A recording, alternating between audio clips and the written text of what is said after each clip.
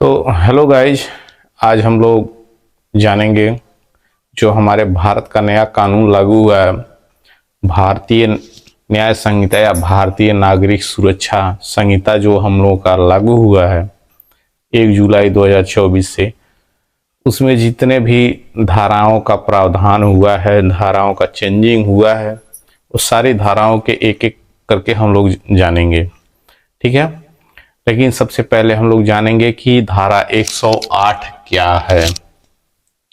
धारा 108 क्या है और ये किस लिए होता है। पिछले कानून में क्या था, पुराने आईपीसी में क्या था और नए वाले भारतीय नागरिक सुरक्षा ठीक ना संहिता में क्या था, अब क्या है ये धारा। ठीक है, तो ये धारा ये कहती है आत्महत्या का दुष्प्रेरण। ठीक ना, यानी जो कोई भी व्यक्ति आत्महत्या करेगा, जैसे मान लीजिए पहले होता था किसी को लोग इतना टॉर्चर करते थे, इतना टॉर्चर करते थे कि वो आत्महत्या करने पे मजबूर हो जाता था। ठीक है, या ऐसा होता था कि ये दहेज उत्पीड़न को लेके भी ऐसा बहुत मामला आता था। जब शादी के बाद भी ऐसी बहुत मामला आता था कि स्त्री के साथ या तो उसे मार देते थे सब और आत्महत्या घोषित कर देते थे, इसने आग लगा करके या फांसी लगा करके मर गई है। ठीक है, तो इन्हीं सब बातों का प्रावधान इस धारा 8 में किया गया है। और हमारा जो पुराना कानून है, ठीक ना, जो पुराना आईपीसी है, पुराने आईपीसी में जो धारा है, ठीक ना, धारा 306 में ये बात बताई गई है। नए वाले में धारा 108 में है और पुराने वाले में धारा 306 में है। ठीक है, ये आत्महत्या का दुष्प्रेरण। तो चलिए हम लोग जानते हैं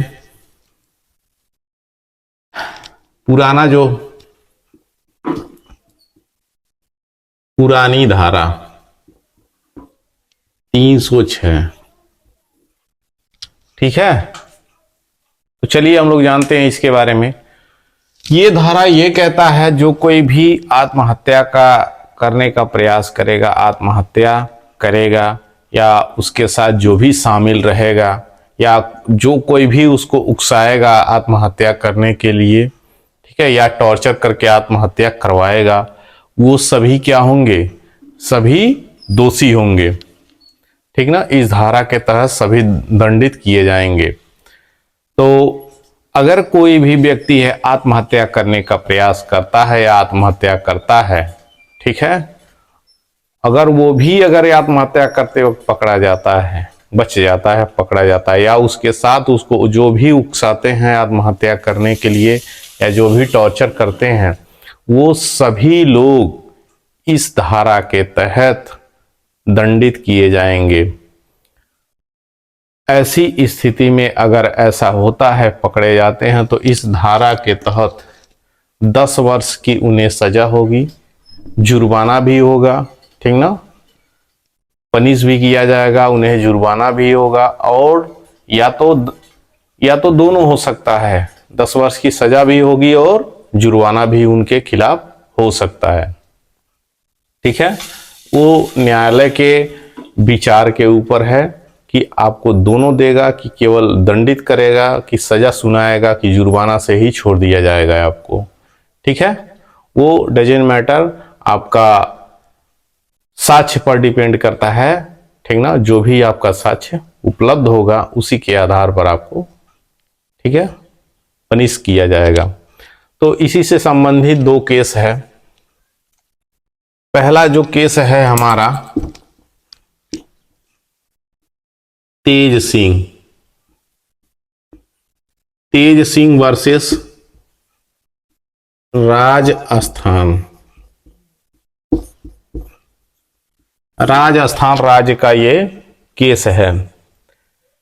इस केस में यहां पर देखिए लिखा हुआ है, मैं ऐसे ही नहीं बोल रहा हूं, यहां पर लिखा हुआ कह रहा है कि किसी भी इस मामले में यह विनिश्चय किया गया है कि जो लोग किसी हिंदू विधवा को उसके मृत पति के साथ सती होने के लिए मदद करते हैं या सहयोग करते हैं, उन्हें 306 के अंतर्गत आत्महत्या का दुष्प्रेरण के लिए दोषी माना जाएगा।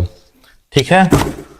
अगर किसी का पति, ये इस केस में ये बताया गया है कि अगर किसी का पति मर गया है आत्महत्या करके या सुसाइड करके, ठीक ना, और उसकी पत्नी बची हुई है, उसकी पत्नी के साथ सभी लोग दुर्व्यवहार कर रहे हैं, ठीक है, उसको सती कर रहे हैं, दुर्व्यवहार कर रहे हैं या उसके साथ दुर्व्यवहार करने में मदद कर रहे हैं, तो वो भी, उनको भी धारा 306 के तहत पुराने कानून में और नए कानून में धारा 108 के तहत, अब नए कानून में धारा 108 के तहत उन्हें दंडित किया जाएगा। ये तो पुराने कानून का केस है, ठीक है, तो 306 के तहत उन्हें दंडित किया गया, ठीक है। लेकिन जो हमारा नया कानून है, अब ऐसा केस आता है, ऐसी स्थिति होती है, तो उन्हें धारा 108 के तहत दंडित किया जाएगा। इसी के साथ दूसरा केस भी है, ठीक है। दूसरा केस है हम लोगों का रमेश कुमार बनाम छत्तीसगढ़। कह रहा है कि इस मामले में मृतका अपने पति के साथ पहले झगड़ा हो रहा था, यानी जो महिला थी, ठीक है, इस केस का निष्कर्ष ये है, ठीक है, ये है रमेश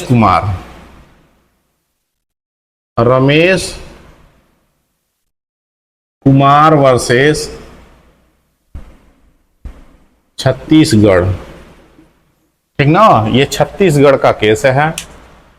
इसमें ये कहा गया है, ये बताया गया है कि जो मृतिका थी, यानी जो पत्नी आत्महत्या करके मरी थी, ठीक ना, वो अपने पति से कई बार झगड़ा कर चुकी थी।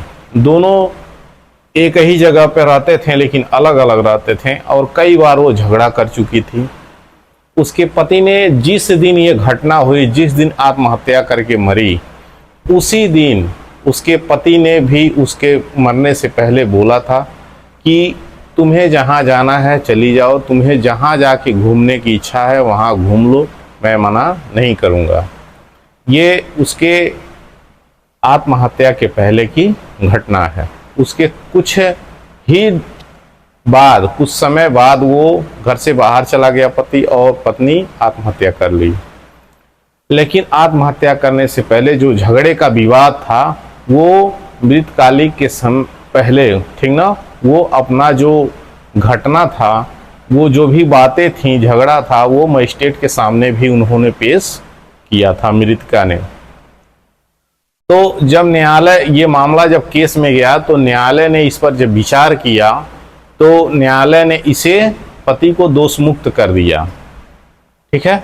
पति को दोष मुक्त करके उन्होंने ये कहा, न्यायालय के द्वारा ये कहा गया, नाराजगी में कोई भी कदम, ठीक ना, अगर उठाया जाता है तो इसका मतलब वो उकसाना नहीं होता है, कि आत्महत्या करने के लिए उकसाना नहीं होता है।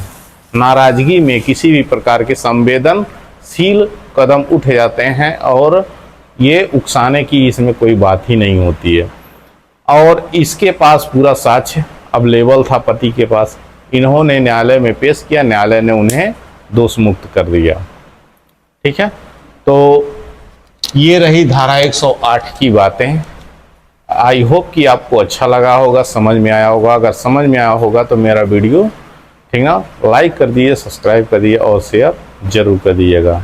ये जानकारी बहुत ही अच्छी है। Thank you.